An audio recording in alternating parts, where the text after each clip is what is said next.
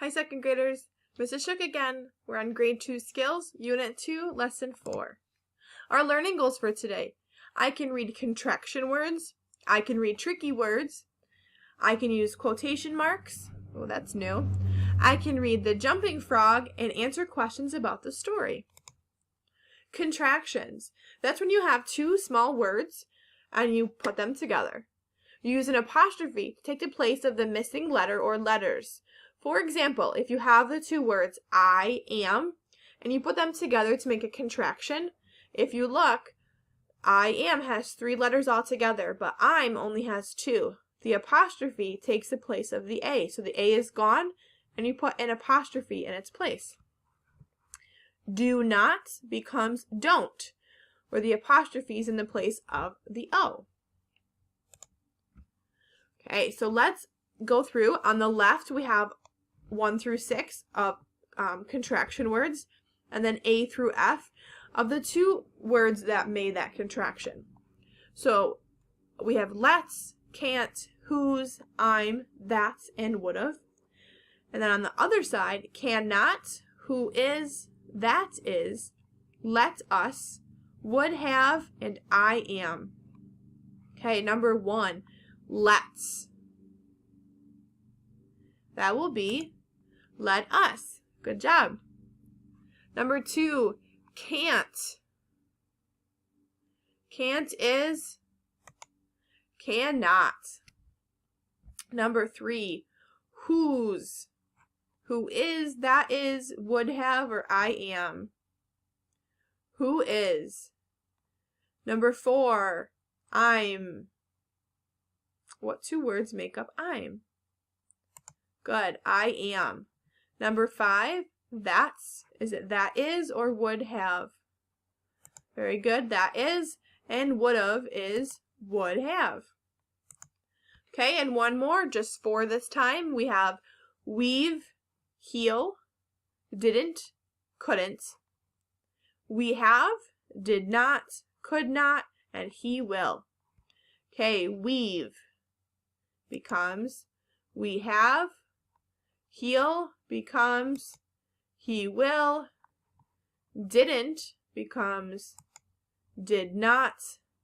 And couldn't becomes could not. Backwards. Could not becomes couldn't. Good job. Okay, our tricky words for today. Remember, tricky words are words that have letters and spellings that are not the typical sounds that you would think from those letters.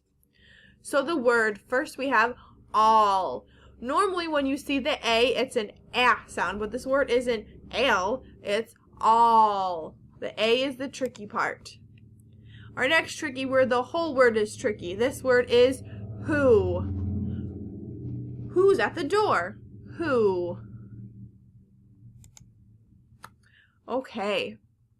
Now moving on to language. We're going to learn something new today. Quotation marks.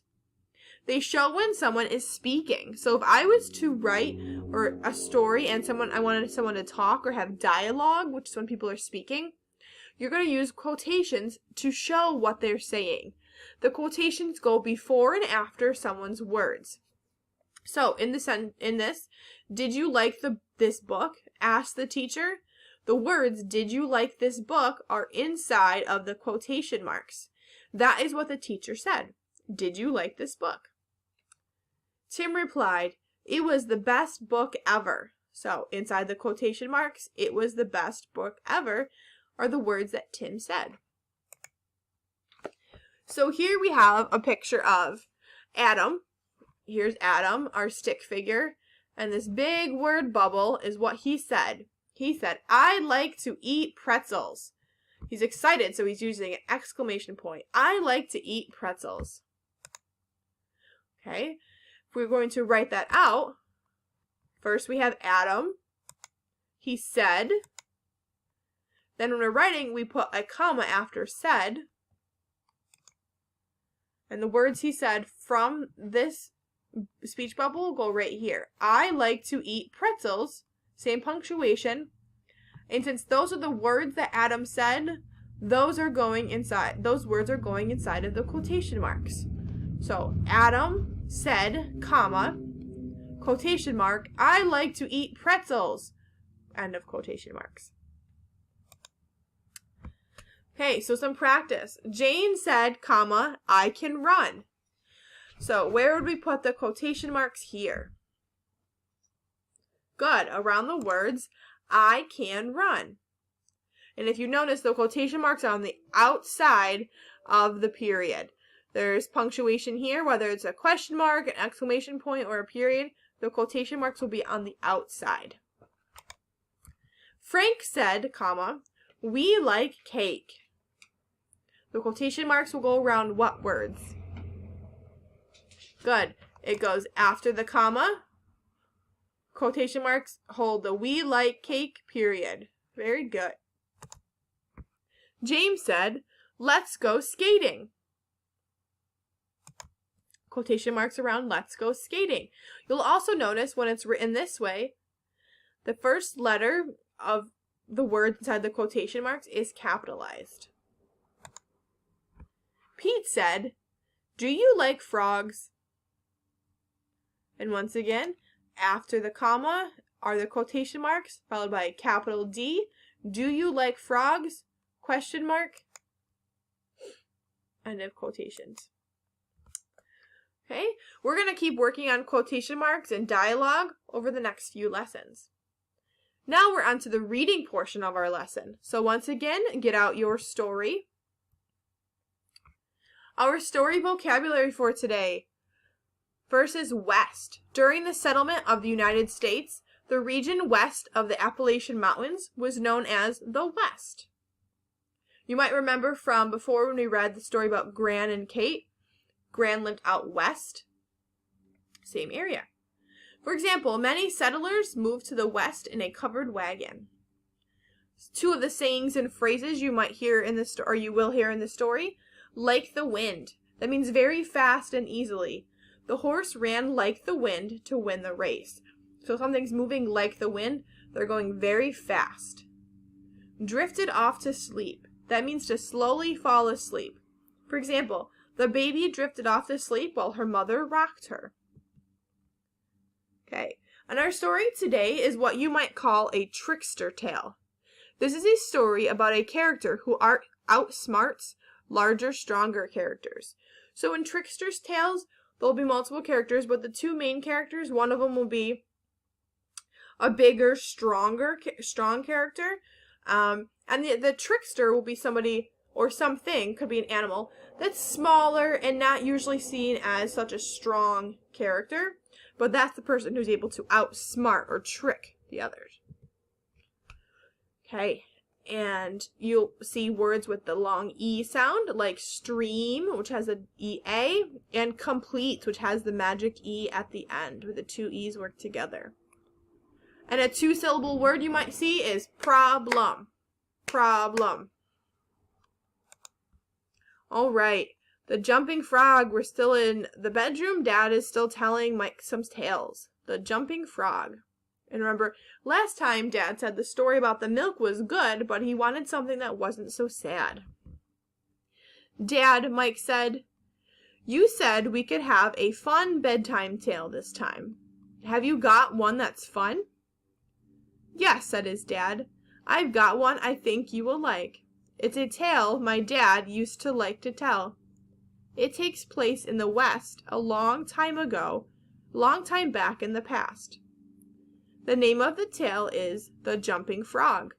So the setting of this story is Mike's bedroom, but the setting of the tale is a long ago in the West.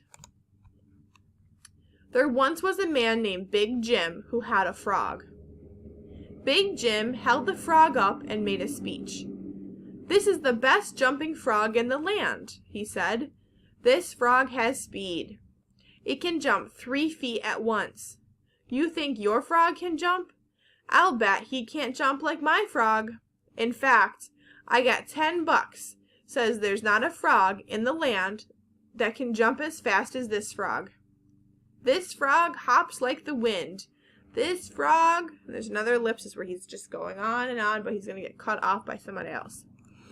So he's holding up his frog and he's bragging. My frog is the best frog. He's so fast. He can jump 3 feet. No frog can jump as good as my frog. My frog is the best, the fastest, the best jumper. And he's betting them $10. As if your frog can go faster than mine and farther than mine, I'll give you $10. Well, Big Jim would have kept on bragging, but just then a man in a black vest got up and spoke. So here's the man. "My name is Pete. I'm not from here," said the man, "and I do not have a frog. But if I did, I would take that bet and race your frog." "Well, shucks," said Big Jim. "That's not a problem. Here, take my frog. I'll run down to the stream and catch you a frog so we each have a frog to compete in the race." Big Jim handed his frog to Pete. Then he ran off to the stream. So Big Jim's bragging about his little frog. Pete said, "Hey, I'll take that bet, but I don't have a frog." So Big Jim says, "I'll go get you one," and lets Pete hold his frog. Mike's dad was not finished telling the tale, but Mike had drifted off to sleep. He gave Mike a kiss and hoped he would have sweet dreams. And that's the end of this story. We'll finish the rest of the jumping frog story next time. Maybe you could think about we know that it's going to be a trickster tale. What do you think might happen between Pete and Big Jim and the frog race? When you are all done reading this story, you're going to go to Google Forms and answer Skills Unit 2, Lesson 4 questions. And as a reminder, Lesson 4 is today. Lesson 5 is normally your spelling test. So here are the words: yelled, yanked, slumped, limped, plopped, smiled, shrugged, liked, patted, and our tricky word, you. Great job today. Keep working hard.